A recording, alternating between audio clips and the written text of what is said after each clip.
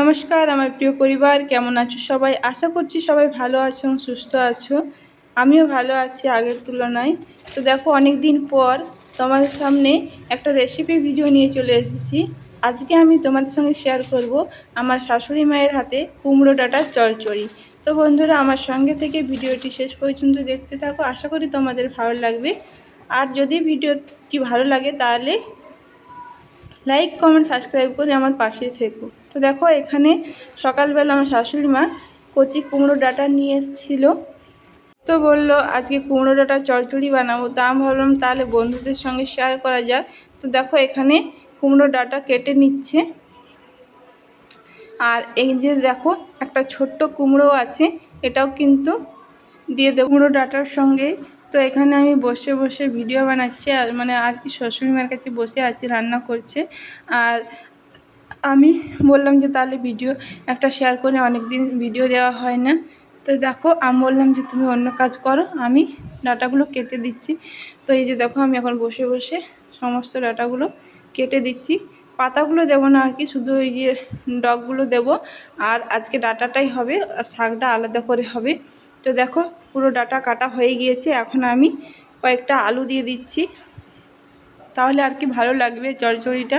তো দেখো, ছোট ছোট আলু, এই জন্য আমি খোসা সমেত দিয়ে দিচ্ছি। তো ডাঁটা আর আলু আমি সবগুলো কেটে নিয়েছি। তো এগুলো আমি এখন ধুয়ে দেব। তো সবগুলো দেখো, বালতির মধ্যে জল নিয়ে আর দিয়ে দিয়েছি।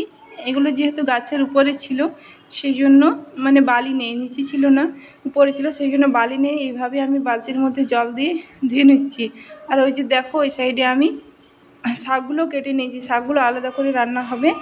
কুমড়ো ডাঁটা আমার খুব ভালো লাগে, যেহেতু বাইরে থাকি এইসব ডাঁটা ফাটা পাওয়া যায় না। তো যখন বাড়িতে আসি তখন শাশুড়ি মা এনে দেয়, আর এইগুলো রান্না করা হয়, তো আমাদের খেতে খুব ভালো লাগে। আমার বড় মশাই অতটাও পছন্দ করে না, আমার কিন্তু বেশ ভালো লাগে। তোমাদের কার কার ভালো লাগে এরকম কুমড়ো ডাঁটা, লাউ ডাঁটা, জানিও। তো এই দেখো, আমি সবগুলো ধুয়ে নিচ্ছি।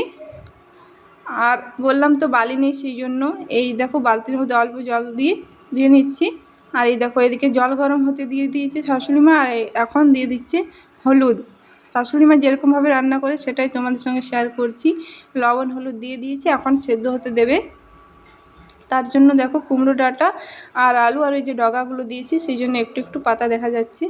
সবগুলো দিয়ে এখন সেদ্ধ হতে দেবে। রান্নাটা কিন্তু শাশুড়ি মাই করছে, আমি শুধু সামনে থেকে ভিডিওটা করছি। সেই সময় আমি রান্না করতে পারতাম না আর কি। তো ভাবলাম যে বসে বসে একটু ভিডিওটা বানাই। তো আমি সামনে বসে আছি আর শাশুড়ি মা রান্না করছে। এটা অনেক দিনকার ভিডিও, শেয়ার করা হয় না। তো আজকে ভাবলাম যে আমার বন্ধুদের সঙ্গে শেয়ার করা যাক। দেখো, ডাঁটাগুলো একটু নাড়াচাড়া করে এখন ঢাকা দিয়ে সেদ্ধ হতে দেওয়া হবে। শাশুড়ি মা যেরকম সিম্পলভাবে রান্না করেছি সেরকমভাবেই আমি শেয়ার করেছি। একদম সিম্পলভাবে রান্না করেছি, কিন্তু খেতে অসাধারণ হয়েছিল। এই যে দেখো, এখন একটু নাড়াচাড়া করে আবারও ঢাকা দিয়ে দেওয়া হবে। তো বন্ধুরা, এরপরে মশলা বাটা হবে। এই যে ডাঁটার জন্য মশলা বাটা হবে। তো এই যে এখানে নিয়ে নেওয়া হয়েছে গোটা জিরে, গোটা গোলকি আর কাঁচা লঙ্কা, আর দেওয়া হবে রসুন, আদা। এই সবগুলো একসঙ্গে নিয়ে বেটে নিচ্ছে। শিলনোড়ার মশলা বেটে সবজি রান্না সে স্বাদই আলাদা হয় বন্ধুরা। তো এই যে দেখো, শিলনোড়া দিয়ে মশলা বেটে নেওয়া হচ্ছে।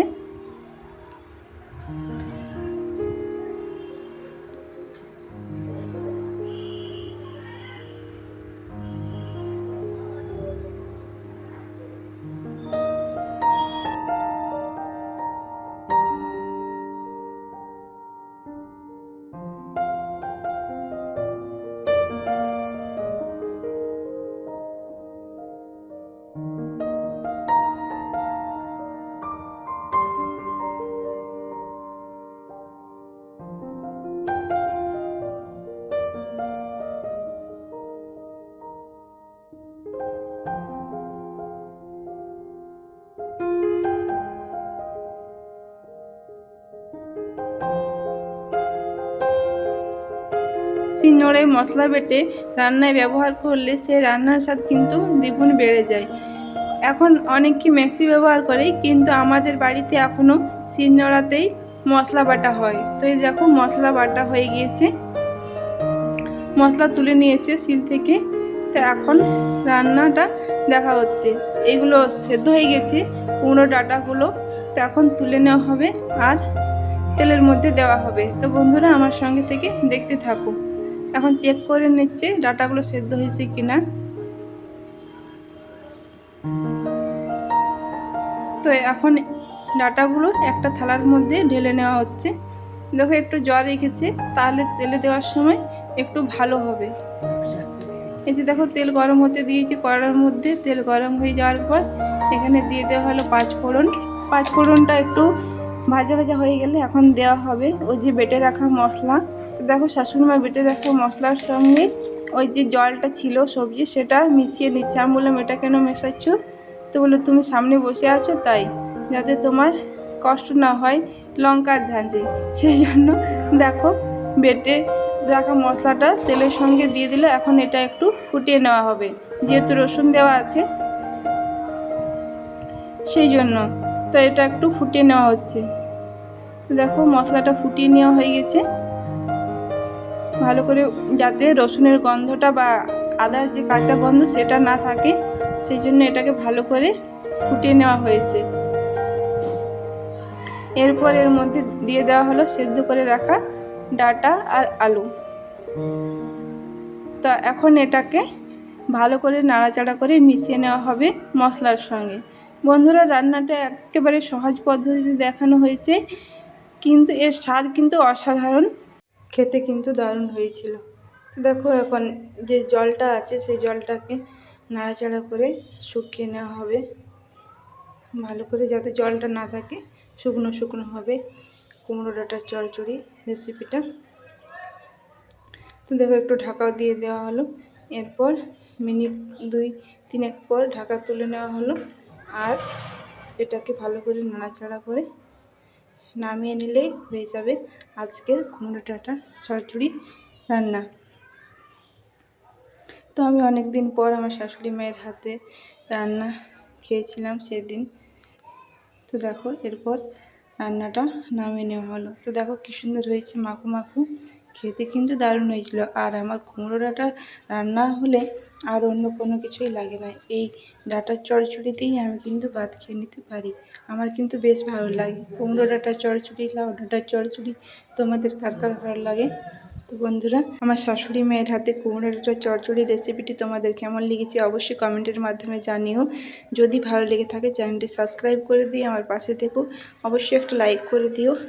আজকের পর্যন্ত বিদায় নিলাম, দেখা হবে একটি পরবর্তী ভিডিওতে। টাটা।